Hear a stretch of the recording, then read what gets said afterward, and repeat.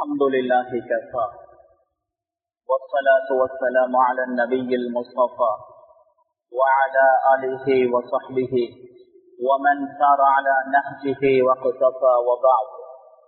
أعوذ بالله من الشيطان الرجيم. بسم الله الرحمن الرحيم. ولا يحسبن الذين يبخلون بما آتاهم الله من فضله هو خيرا لهم بل هو شر لهم سيطوقون ما بخلوا به يوم القيامة ولله ميراث السماوات والأرض والله بما تعملون خبير. صدق الله العلي العظيم. முழு உலகத்தையும் படைத்து பரிபாலிக்கும் ரப்பல் ஆலமீன் அல்லாஹ்வுக்கே எல்லா புகழ்ச்சியும் அல்ஹம்துலில்லாஹ். நபிமார்கள் ரசூல்மார்கள் அனைவர்களுக்கும் தலைவராக அனுப்பப்பட்ட நபியே முஸ்தபா முஹம்மது ஸல்லல்லாஹு அலைஹி வஸல்லம் அவர்கள் மீதும் அவர்களை பின்பற்றி வாழ்ந்த சஹாபாக்கள், தாபிஊன்கள், தபூ தாபிஈன்கள், ஸலஃபுஸ் ஸாலிஹீன்கள், அல்லாஹ் தஆலாவுடைய அனைத்து நல்லடியார்கள் மீதும் அவனது ஸலாத்தும் ஸலாமும் உண்டாவதாக.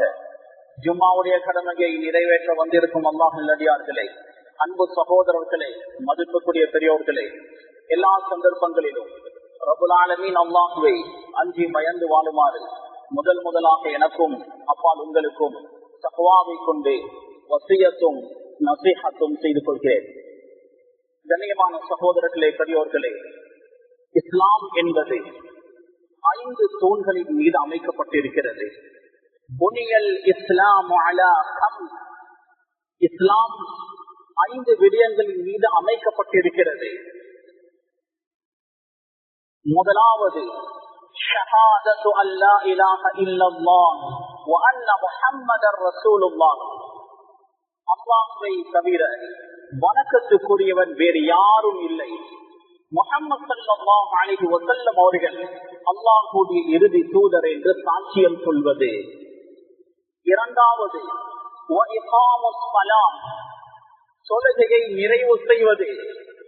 மூன்றாவது வ ஈதாஉஸ் ஸகாத், ஸகாத்தை நிவர்த்தி செய்வது.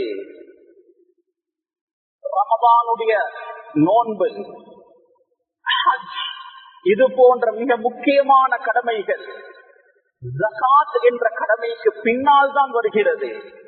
இஸ்லாத்தினுடைய 5 தூண்களில் கலிமாவுக்கு பின்னர் தொழுகை, தொழுகைக்கு பின்னர் ஸகாத். ஸகாத்தை பற்றிய தெளிவில்லாமல் நமது முஸ்லிம் சமூகம் வாழ்ந்து கொண்டிருக்கிறது. சிலர் சூரிய கணக்கின் பிரகாரம் ஸகாத்தை நிவர்த்தி செய்கிறார்கள். சிலர் நினைக்கிறார்கள் கோடிக்கணக்கில் பணம் சொத்து இருந்தால்தான் ஸகாத் கடமையாகும். சிலர் ஸகாத்துடைய சட்ட திட்டங்கள் தெரிந்தும் கொடும்போக்காக கணக்கில்லாமல் இருக்கிறார்கள். கண்ணியமான சகோதரர்களே, குர்ஆனிலும் ஹதீஸிலும் ஸகாத்தில் குறைபாடு செய்யக்கூடியவர்களுக்கு பயங்கரமான எச்சரிக்கைகள் வந்திருக்கிறது. கண்ணியமான சகோதரர்களே, அல்லாஹ் சுப்ஹானஹு வ தஆலா குர்ஆனில் சொல்கிறான், வலா யஹ்ஸபன்ன அல்லதீன யப்கலூன பிமா ஆதாஹுமுல்லாஹு மின் ஃபضلி. அல்லாஹ் தஆலா தனது ஃபضல், பேருபகாரத்தின் மூலம் யாருக்கெல்லாம் சொத்து செல்வங்களை கொடுத்திருக்கிறானோ அவர்கள் ஸகாத்தை கொடுக்காமல் கஞ்சத்தனப்படுகிறார்கள். அது அவர்களுக்கு சிறந்தது என்று நினைக்கிறார்கள். பல் ஹுவ ஷர்ருல் லஹும், மாற்றமாக அது அவர்களுக்கு சிறந்தது அல்ல, அவர்களுக்கு அது கெடுதி, அது ஷர், தீங்கு. சயுதவ்வகூன மா பகிலூ பிஹி யௌமல் கியாமஹ், கியாமத்துடைய நாள் இவர்கள் கஞ்சத்தனம் பட்டு ஸகாத்தை நிவர்த்தி செய்யாமல் சேர்த்து வைத்தார்களே சொத்து செல்வம், அவைகள் கழுத்தில் மாலையாக அணிவிக்கப்படும். வலில்லாஹி மீராத்துஸ் ஸமாவாதி வல் அர்த் வல்லாஹு பிமா தஅமலூன கபீர். அல்லாஹ் தஆலா நீங்கள் செய்யக்கூடியவற்றை நன்கறிந்தவன். அல்லாஹ்வுக்கு நீங்கள் ஸகாத் கொடுக்க வேண்டிய எந்த ஒரு தேவையும் இல்லை.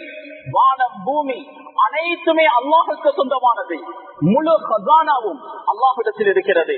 அல்லாஹ் எங்களிடம் எதிர்பார்ப்பது ஸகாத்துடைய அந்த ஒரு அமலை நிவர்த்தி செய்ய வேண்டும். தொழுகை எப்படி ஒரு அமலோ இபாதத்தோ அதே போன்று ஜகாத் என்பதும் ஒரு இபாதத். ரசூலுல்லாஹி ஸல்லல்லாஹு அலைஹி வஸல்லம் அவர்கள் ஜகாத்தில் கஞ்சத்தனப்படக்கூடியவர்களுக்கு கடுமையாக எச்சரிக்கை செய்தார்கள். சொன்னார்கள், மன் ஆதாஹுல்லாஹு மாலன் ஃபலம் யுஅத்தி ஸகாதா, அல்லாஹ் தஆலா ஒருவனுக்கு சொத்து செல்வங்களை கொடுத்து அதனுடைய ஜகாத்தை அவன் நிவர்த்தி செய்யவில்லை என்றால் கியாமத்துடைய நாள் அவனுடைய சொத்து செல்வம் ஷுஜாஅன் அக்ரா, பாம்பாக உருவாகும். தலை வழுக்கையுடைய கொடூரமான பாம்பாக இவனுடைய சொத்து செல்வங்கள் மாறும். அவனுடைய கழுத்தில் அது சுத்தி கொள்ளும், சொல்லும், உனது சொத்து செல்வம் நான் தான், உனது கண், உன்னுடைய பேங்க் பேலன்ஸ், உனது சொத்து செல்வங்கள் அனைத்தும் நான் தான் என்று சொல்லிக் கொண்டது கொத்திக் கொண்டே இருக்கும். கண்ணியமான சகோதரர்களே, ரசூலுல்லாஹி ஸல்லல்லாஹு அலைஹி வஸல்லம் அவர்கள் கடுமையாக எச்சரிக்கை செய்தார்கள். அபூபக்கர் சித்தீக் ரலியல்லாஹு தஆலா அன்ஹு நபி அவர்களுடைய வஃபாத்துக்கு பின்னர் கலீஃபாவாக நியமனம் செய்யப்படுகிறார்கள். நபியுடைய வஃபாத்துக்கு பின்னர் சிலர் பொய் நபிமார்களை ஈமான் கொண்டு முறுத்ததானார்கள். இன்னும் சிலர் ஜகாத்துடைய கடமையை மறுத்து முறுத்ததாகினார்கள். அல்லாஹ் தஆலா குர்ஆனில் சொல்கிறான், குல் மின் அம்வாலிஹிம் ஸதகா, நபியே அவர்களிடம் இருந்து ஜகாத்தை நீங்கள் எடுங்கள். இந்த ஆயத்திலிருந்து அவர்கள் விளக்கம் எடுத்தார்கள். அல்லாஹ் நபிக்கு தான் சொல்கிறான் எடுங்க என்று. நபியுடைய வஃபாத்துக்கு பின்னர் ஜகாத் கடமை இல்லை என்று சிலர் சொன்னார்கள். அபூபக்கர் சித்தீக் ரலியல்லாஹு அவர்கள் சொன்னார்கள், வல்லாஹ், அல்லாஹ் மீது சத்தியமாக, லஉகாத்திலு மன் ஃபர்ரக பைன ஸலாத்தி வஸ்ஸகாத், தொழுகைக்கும் ஜகாத்துக்கும் மத்தியில் யார் பிரிவினையை ஏற்படுத்துவாரோ அவரோடு நான் யுத்தம் செய்வேன். தொழுகை வேறு, ஜகாத் என்பது வேறு அல்ல. தொழுகை என்பது ஒவ்வொரு தனிநபருக்கும் எவ்வாறு கடமையோ அதே போன்று ஜகாத் என்பது அதை கொடுக்க தகுதி பெற்ற ஒவ்வொருவருக்கும் கடமை என்று அபூபக்கர் சித்தீக் ரலியல்லாஹு அவர்கள் சொன்னார்கள். கண்ணியமான சகோதரர்களே, ஜகாத்தை ஒருவன் இப்படி ஒரு கடமையே இல்லை என்று மறுத்தால் அவன் இஸ்லாத்தை விட்டு வெளியேறி விடுவான். அவன் முஸ்லிம் முஃமினாக இருக்க மாட்டான். கொடும் போக்காக, கஞ்சத்தனமாக ஜகாத்தை நிவர்த்தி செய்யவில்லை என்றால் அவன் ஒரு ஃபாசிக், ஒரு பாவி. கண்ணியமான சகோதரர்களே, ஹிஜ்ரி 2ஆம் ஆண்டு ஜகாத் கடமையாக்கப்பட்டது. இஸ்லாத்தினுடைய 3வது தூண் ஜகாத், 3வது கடமை ஜகாத். குர்ஆனுடைய 32 இடங்களில் ஜகாத்தை பற்றி அல்லாஹ் தஆலா சொல்கிறான். அல்லாஹ் ஒரு முறை சொன்னாலே அது கடமை. 32 முறைகள் ஜகாத்தை பற்றி அல்லாஹ் சொல்கிறான். குர்ஆனுடைய 9 இடங்களில் அகீமுஸ் ஸலாம் வ ஆத்துஸ் ஸகாத், அகீமுஸ் ஸலாம் வ ஆத்துஸ் ஸகாத், தொழுகையை நிலைநாட்டுங்கள், ஜகாத்தை கொடுங்கள். 9 இடங்களில். கண்ணியமான சகோதரர்களே, பெண்களுக்கும் அல்லாஹ் சொல்கிறான், அகீம்னஸ் ஸலாத் வ ஆதீனஸ் ஸகாத், பெண்களும் தொழுகையை நிறைவு செய்ய வேண்டும். அவர்களுக்கும் சொத்து செல்வம் இருந்தால் அவர்களும் ஜகாத்தை நிவர்த்தி செய்வார்கள். குர்ஆனில் கிட்டத்தட்ட 82 இடங்களில் ஜகாத், சதகா, இன்ஃபாக், செலவழிப்பது சம்பந்தமாக அல்லாஹ் சுப்ஹானஹு வ தஆலா குர்ஆனில் குறிப்பிட்டிருக்கிறான். கண்ணியமான சகோதரர்களே, ஜகாத்துடைய கடமைகளை பற்றி நாம் ஒவ்வொருவரும் விளங்கி வைத்திருப்போம். ரசூலுல்லாஹி ஸல்லல்லாஹு அலைஹி வஸல்லம் அவர்கள் சொன்னார்கள், தலபுல் இல்மி ஃபரீதத்துன் அலா குல்லி முஸ்லிமின் வ முஸ்லிமா, இல்மை தேடுவது ஒவ்வொரு முஸ்லிமான ஆண் பெண்ணின் மீதும் கட்டாய கடமை, ஃபர்து. எல்லா மனிதர்களாலும் ஷரியத்தினுடைய எல்லா சட்ட திட்டங்களையும் கற்றுக்கொள்வது அது முஹால், சாத்தியமாகாது. இந்த ஹதீஸுடைய விளக்கம் என்ன? தலபு இல்மில் ஹால், நிலைமைக்கு ஏற்ற அறிவை கற்றுக்கொள்வது. ஒரு சிறுவன் 15 வயதை சந்திர கணக்கின் பிரகாரம் பூர்த்தியாகிறான், அல்லது இந்திரியம் வெளியாகிறது, தொழுகை கடமை. தொழுகையுடைய சட்ட திட்டங்களை அவன் கற்றுக்கொள்ள வேண்டும். புதுவுடைய சட்ட திட்டத்தை அவன் கற்றுக்கொள்ள வேண்டும். பரவான குளிப்பினுடைய சட்ட திட்டங்களை அவன் கற்றுக்கொள்ள வேண்டும். ரமதான் வருகிறதா, நோன்பினுடைய சட்ட திட்டங்களை கற்றுக்கொள்ள வேண்டும். ஒருவனுக்கு ஹஜ் உம்ரா கடமையாகிறதா, அதனுடைய இஸ்லாமுடைய சட்ட திட்டங்களை அவன் கற்றுக்கொள்ள வேண்டும். ஒருவனுக்கு ஜகாத் கடமையாகிறதா, ஜகாத்துடைய சட்ட திட்டங்களை கற்றுக்கொள்ள வேண்டும். யாரெல்லாம் பிசினஸ் செய்கிறார்களோ, சொத்து செல்வங்கள் யாருக்கெல்லாம் இருக்கிறதோ, அவர்கள் அனைவர்களும் ஜகாத்துடைய பேசிக் நாலேஜை பெற்றவர்களாம் இருக்க வேண்டும். அது பரவு. அதைத்தான் நபி அவர்கள் சொன்னார்கள், இல்மை தேடுவது ஒவ்வொரு முஸ்லிமான ஆண் பெண்ணின் மீதும் பரவு, கடமை. கண்ணியமான சகோதரர்களே, ஜகாத் என்று வரும்போது கால்நடைகள், ஆடு மாடு ஒட்டகம், தங்கம் வெள்ளி, வியாபார பொருட்கள், இவைகளில் ஜகாத் கடமையாகும். கனிவான சகோதரர்களை, இந்த குறுகிய நேரத்தில் ஜகாத்துடைய சட்ட திட்டங்களை முழுமையாக ஞாபகப்படுத்த முடியாது. மிக முக்கியமான ஒரு சில விடயங்களை மட்டும் இந்த இடத்தில் நான் ஞாபகப்படுத்துகிறேன். தங்கத்தில் ஜகாத் கடமை. பெண்கள் உபயோகம் செய்யக்கூடிய நகைகளில் ஜகாத் கடமையாக மாட்டாது. பெண்கள் உபயோகம் செய்வதற்கு மேல் நிச்சயமாக வருடத்திற்கு ஒரு முறை கூட அந்த தங்கத்தை அணிவதில்லை என்றால் அதற்கு ஜகாத் கடமை. ஹராமான உபயோகத்தில் இருக்கக்கூடிய தங்கங்களுக்கு ஜகாத் கடமை. ஆண்கள் தங்கத்தை பாவிக்க கூடாது, ஆண்கள் பாவிக்கிறார்கள், அதற்கு ஜகாத் கடமை. பாத்திரங்கள், பொதுவான விடயங்களில் தங்கத்தை பாவிக்க முடியாது, அதற்கு ஜகாத் கடமை. கனிவான சகோதரர்களே, எங்களுடைய ஜுவல்லரிகளை தங்கத்தை விற்பனை செய்வதற்காக வைத்திருப்போம், அதற்கும் ஜகாத் கடமை. எவ்வளவு இருந்தால் எவ்வளவு கொடுக்க வேண்டும்.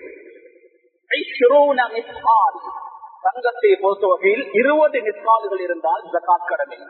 ஒரு மிஸ்கால் என்பது 4.66 கிராம். 4.66 கிராம் இதுதான் ஒரு மிஸ்கால். இதை 20ஆல் பெருக்கினால் 93.2 கிராம் இருந்தால் ஜகாத் கடமை. எங்களுடைய நாட்டில் கிராம் கணக்கை வைத்து கணிப்பது மிக மிக அரிது. பவுனை வைத்துதான் நாம் கணிப்பிடுகிறோம். கனிமான சகோதரர்களே, ஒரு பவுன் என்பது 8 கிராம் 11.65. அதாவது ஒரு பவுன் 8 கிராம் 93.2 கிராமை 8ஆல் பிரித்தால் 11.65. இதுதான் ஜகாத்துடைய நிசாப், ஜகாத்துடைய அளவு 11.65. இவ்வளவு இருந்தால் ஜகாத் கடமை.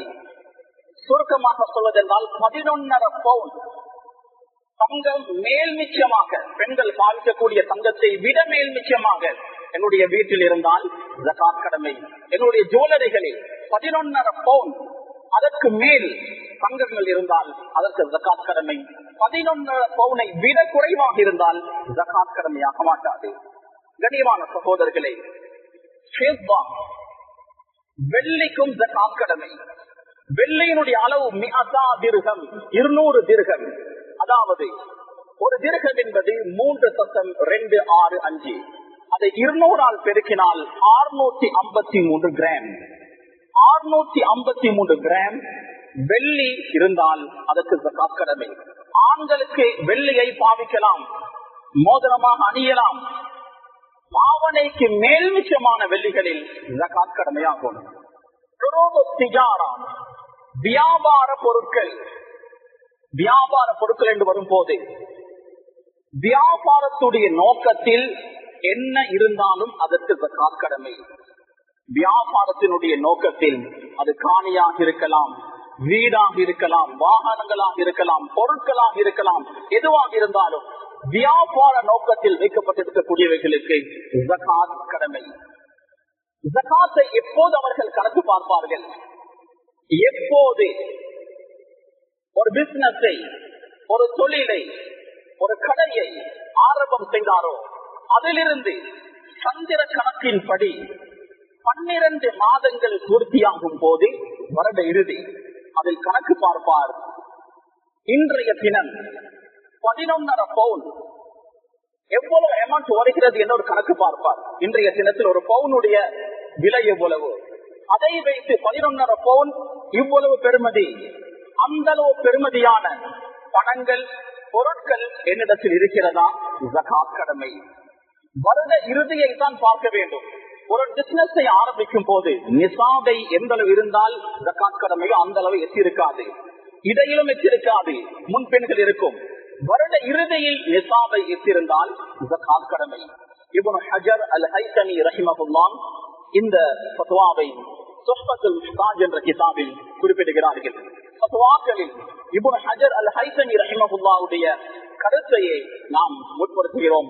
இமாம் நவவி ரஹிமஹுல்லாஹ் அவர்கள் சொல்கிறார்கள், வருட ஆரம்பம், நடு, கடைசி அனைத்திலேயும் நிசாபுடைய அளவு இருக்க வேண்டும் என்று சொல்கிறார்கள். இப்னு ஹஜர் ஹைத்தமியுடைய ஃபத்வாவை தான் நாம் முற்படுத்துகிறோம். அதுதான் இஹ்தியாத், பேணுதலும் கூட. வருட ஆரம்பத்தில் எப்படி இருந்தாலும் சரி, நடுவில் எப்படி இருந்தாலும் சரி, வருட இறுதியில் நிசாபை எட்டிருந்தால் 11.5 பவுன் இன்றைய நாள் எனக்கு ஜகாத் கடமையாகிறது. இன்று ஒரு பவுனுடைய விலை எவ்வளவோ 11.5 பவுனை வைத்து கணக்கு பார்ப்பேன். அதற்கு மேல் நிச்சயமாக என்னிடத்தில் பணங்கள், பொருட்கள் இருந்தால் என் மீது ஜகாத் கடமை. 2.5 வீதம் கொடுக்க வேண்டும். 2.5 வீதம் 40 கனிமான சகோதரர்களே, பெரியோர்களே, அன்பானவர்களே, விளைச்சல்களில் எங்களுடைய பிரதானமான சாப்பாடாக இது இருக்கிறதோ அதில் மட்டும்தான் ஜகாத் கடமை. எங்களுடைய பிரதானமான சாப்பாடு அரிசியில் ஜகாத் கடமை. கோதுமையில் ஜகாத் கடமை. பிரதான உணவாக இல்லாமல் இருக்கக்கூடியவர்களுக்கு ஒரு நாளும் ஜகாத் கடமையாகாது.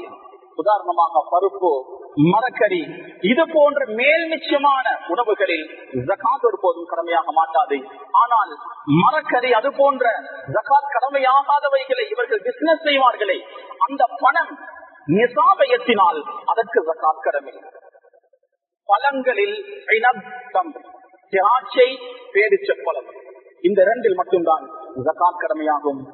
மற்றபடி வேற வேற பழங்களில் ஒரு பிசினஸ் செய்கிறார், அந்த பிசினஸ் பணம் நிசாபை எட்டினால் ஜகாத் கடமையாகும். ஜகாத்துடைய பணத்தை யாருக்கு கொடுக்க வேண்டும்?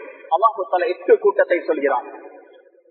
முதலாவது, ஜகாத்தை பங்கு போடுவதற்கு முன்னர் ஆமில் ஜகாத்தை வசூலித்து அதை பங்கிடக்கூடியவருக்கு ஒரு உஜரத்தாக, ஒரு சம்பளமாக ஒரு அமௌண்ட் கொடுக்கப்படும். அவருக்கு ஜகாத்தில் பங்கு இல்லை, அவருக்கு உஜரத், செய்யக்கூடிய வேலைக்கு கூலி.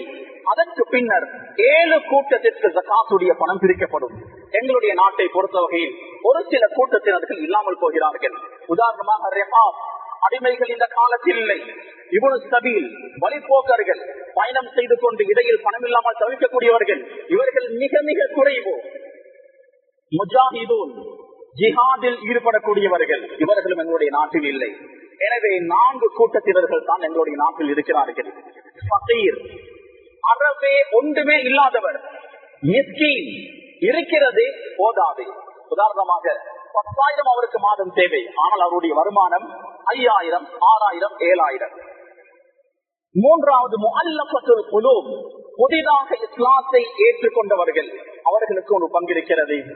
4வது, கடனாளிகள், அவர் மிக பெரும் செல்வந்தராக இருந்தாலும் கடனில் சிக்கி தவிக்கிறார் என்றால் அவருக்கு ஜகாத்துடைய பணத்தை கொடுக்கலாம். எனவே ஒவ்வொரு கூட்டத்திலும் குறைந்தது 3 பேர் அல்லாஹ் தஆலா குர்ஆனில் ஜம்ஆக, பன்மையாகத்தான் பாவிக்கிறான். லில் ஃபுகரா வல் மசாகீன். அதனால் ஒவ்வொரு கூட்டத்திலும் குறைந்தது 3 பேருக்கு ஜகாத் கொடுக்க வேண்டும். எனவே ஆக குறைந்தது 3 கூட்டம், ஒவ்வொரு கூட்டத்திலும் 3 பேருக்கு ஜகாத்தை கொடுப்பது சிறந்தது. அப்படி என்றால் என்னுடைய ஜகாத்துடைய பணம் 9 நபருக்கு செல்லும். 9 நபர். ஃபகீருடைய கேட்டகரியில் இருக்கக்கூடியவர்கள் 3 பேர், மிஸ்கினுடைய கேட்டகரியில் இருக்கக்கூடியவர்கள் 3 பேர், கடனாளிகள் என்று வரக்கூடிய அந்த கேட்டகரியில் 3 பேர். கிட்டத்தட்ட ஒரு 9 பேருக்கு ஜகாத்துடைய பணம் போகும். ஒருவருடைய ஜகாத்தை 9 பேருக்கு பிரிக்கும் போது பெரிய ஒரு அமௌண்ட் போய் சேராது. அதனால தான் நாம் சொல்கிறோம், கூட்டு ஜகாத் எல்லா ஊர்களிலும் ஏற்படுத்தப்பட வேண்டும். அனைவர்களுடைய பணமும் சேர்க்கப்படும் போது யார் அந்த ஜகாத்தை பெறுகிறார்களோ அவர்களுக்கு ஒரு சுய தொழிலை, ஏதாவது ஒரு பிரயோஜனமான ஒன்றை அவர்களுக்கு ஏற்படுத்தி கொடுக்கலாம். அடுத்த வருடம் அவர் ஜகாத் கொடுக்கக்கூடிய நிலைக்கு மாறலாம். கண்ணியமான சகோதரர்களே, பெரியோர்களே, அன்பானவர்களே, ஜகாத்துடைய மசாயில்கள், ஃபத்வாக்கள், அதை உலமாக்களை அணுகி, முஸ்லிமான்களை அணுகி, ஃபத்வாக்களை கேட்டு உங்களுடைய கடமைகளை சரியான முறையில் நிவர்த்தி செய்யுங்கள். ரமதானுடைய மாதத்தில் ஜகாத்துல் ஃபித்ர் கடமை. ஜகாத்துல் ஃபித்ர் யாருக்கு கடமை? பெருநாளுடைய தினம் அவருக்கும் அவருடைய செலவினத்துக்கு கீழால் இருக்கக்கூடிய குடும்பத்தினருக்கும் உணவு, ஆடை, இதற்கு மேல் நிச்சயமாக பணம் இருந்தால் ஜகாத்துல் ஃபித்ர் அவசியமாகும், வாஜிபாகும். எனக்கு ஜகாத் கொடுக்கக்கூடிய, ஜகாத்துல் ஃபித்ர் கொடுக்கக்கூடிய வசதி இருக்கிறது என்றால் எனக்கு கீழால் இருக்கக்கூடிய எனது குடும்பத்தினர்களுக்கும் நான் ஜகாத்துல் ஃபித்ர் கொடுப்பது என் மீது கடமை. எதை ஜகாத்துல் ஃபித்ராக கொடுக்க வேண்டும்? நாம் எதை சாப்பிடுகிறோமோ அதை தான். எங்களுடைய பெரும்பாலான சாப்பாடு அரிசி. நாம் எந்த அரிசியை சாப்பிடுகிறோமோ அதே அரிசியை கொடுப்பதுதான் சிறந்தது. அதை விட சிறந்த ஒன்று இருக்கும் என்றால், உதாரணமாக மாவு, அரிசியை விட சிறந்தது, அதை கொடுக்கலாம். ஆனால் நாம் சாப்பிடக்கூடிய அரிசியை, அதுவும் எந்த அரிசியை சாப்பிடுகிறோமோ, பாஸ்மதியா, கீரி சம்பாவா, எந்த அரிசியை சாப்பிடுகிறோமோ அதே அரிசியை ஜகாத்துல் ஃபித்ராக கொடுப்பதுதான் சிறந்தது. எவ்வளவு கொடுக்க வேண்டும்? ஒரு சா என்பது 4 முத்துகள். ஒரு முத்து 600 கிராம். அப்படி என்றால் ஒரு சா என்பது 2 கிலோ 400 கிராம். ஒவ்வொரு தலைக்கும் 2 கிலோ 400 கிராம் ஜகாத்துல் ஃபித்ராக கொடுக்கப்பட வேண்டும். பணமாக ஒருபோதும் ஜகாத்துல் ஃபித்ரை கொடுக்க முடியாது. ஷாஃபிஈ மத்ஹபுடைய முஃப்தா பிஹி ஃபத்வாவாக சொல்லப்படக்கூடியது அரிசியாக மட்டுமே ஜகாத்துல் ஃபித்ர் கொடுக்கப்பட வேண்டும். பணமாக அதை கொடுக்க முடியாது. ஜகாத்துல் ஃபித்ருடைய பணத்தை பெற, ஜகாத்துல் ஃபித்ருடைய அந்த அரிசியை பெற தகுதியானவர்கள் யார்? ஃபகீர்கள், மிஸ்கீன்கள். எங்களுடைய உறவை சேர்ந்தவர்களுக்கு நாம் ஜகாத்துல் ஃபித்ரை கொடுக்கிறோம். அவர்கள் ஃபகீர், மிஸ்கீனுடைய கேட்டகரியில் வர மாட்டார்கள் என்றால் எனது ஜகாத்துல் ஃபித்ர் ஏற்றுக்கொள்ளப்பட மாட்டாது. அதனால் ஃபகீர், மிஸ்கீனுடைய கேட்டகரியில் யாரெல்லாம் வருவார்களோ அவர்களை இனம் கண்டு எனது ஜகாத்துல் ஃபித்ரை நாம் ஒப்படைப்போம். ஜகாத்துல் ஃபித்ர் எப்போது கொடுக்க வேண்டும்? ரமதானுடைய பிறை தென்பட்டதிலிருந்து பெருநாளுடைய தினம் இமாம் தக்பீர் கட்டும் வரை ஜகாத்துல் ஃபித்ர் கொடுக்கலாம். ஆக சிறந்தது பெருநாளுடைய தினம். பெருநாளுடைய தொழுகைக்கு போவதற்கு முன்னர் ஜகாத்துல் ஃபித்ருடைய அரிசியை கொடுப்பதுதான். ஆனால் அந்த நேரம் சில வேளை மறந்து போகலாம். ரமதானுடைய காலத்தில் ஜகாத்துல் ஃபித்ரை நிவர்த்தி செய்யலாம், அதற்கு அனுமதி இருக்கிறது. ஆனால் தொழுகைக்கு பின்னர், பெருநாளுடைய தொழுகைக்கு பின்னர் நாம் ஜகாத்துல் ஃபித்ரை கொடுத்தால் அது ஜகாத்துல் ஃபித்ராக ஏற்றுக்கொள்ளப்பட மாட்டாது, வெறும் ஒரு சதகாவாக கபூல் செய்யப்படும். கனியமான சகோதரர்களே, பெரியோர்களே, அன்பானவர்களே, ஷரியத்தினுடைய சட்ட திட்டங்களை சரியான முறையில் தெரிந்து அல்லாஹ் தஆலா நம்மீது கடமையாக்கிய கடமைகளை சரிவர நிறைவேற்றுவோம். வல்ல ரஹ்மான் இந்த ஜகாத்துல் ஃபித்ரை அவன் சொன்ன முறை பிரகாரம் நிறைவேற்றக்கூடிய பாக்கியத்தை எங்களுக்கு நசீபாக்குவானாக. யா அல்லாஹ், என்னுடைய பாவங்களை, தவறுகளை, குற்றம் குறைகளை மன்னிப்பாயாக. யா அல்லாஹ், நீ விரும்பக்கூடிய முறை பிரகாரம், ரசூலுல்லாஹி ஸல்லல்லாஹு அலைஹி வஸல்லம் அவர்கள் வாழ்ந்து காட்டிய முறை பிரகாரம் இந்த உலகத்தில் வாழ்ந்து கலிமாவோடு வஃபாத்தாகக்கூடிய பாக்கியத்தை எங்களுக்கு நசீபாக்குவாயாக. இந்த புனிதமான மாதத்தில் உனது ரஹ்மத்தை, மக்ஃபிரத்தை, நரக விடுதலையை அடையக்கூடிய நல்ல மக்களுடைய, சாலிஹான மக்களுடைய கூட்டத்தில்